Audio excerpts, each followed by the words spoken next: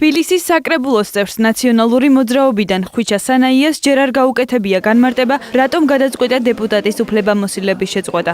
საკრებულოს დატოვების შესახებ განცხადება დეპუტატმა გუშინ დაწერა. საკრებულოს თავმჯდომარემ განცხადება რამდენიმე საათში დააკმაყოფილა. სანაიას გადაწყვეტილება მოულოდნელი აღმოჩნდა მისი თანაგუნდელებისთვის. ნაციონალურ მოძრაობაში აღნიშნულს შესაძლო ზეწოლას უკავშირებენ და იხსენებენ, რომ მას თვეების განმავლობაში პროკურატურაში რეგულარულად იბარებდნენ დაკითხვაზე.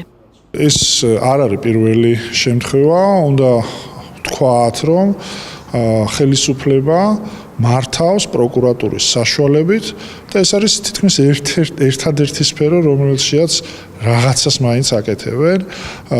ყველა მიმართულებით არის სიტუაცია ჩამოშლილი და ერთადერთი რასაც ისინი წარმატებას აღწევენ, ეს არის ზეწოლები, ჩამოშორება პოლიტიკიდან ვიღაცების, პოლიტიკაში ჩარევა პროკურატურის მეშვეობით.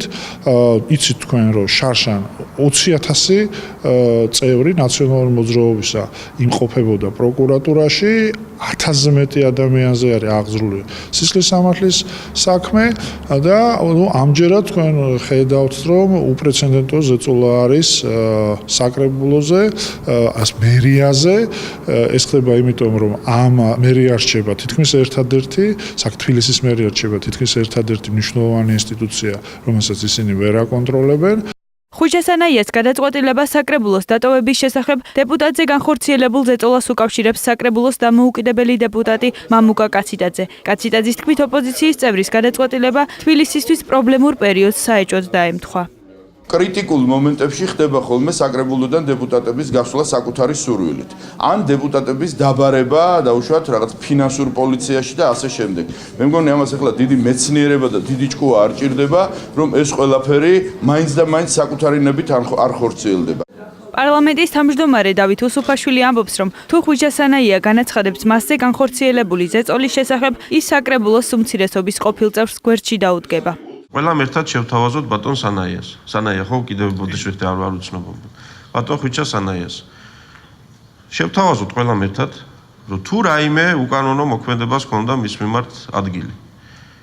აი ჩვენთან მოვიდეს, ჩვენ დაუდგეთ გვერდში და მან განაცხადოს ეს.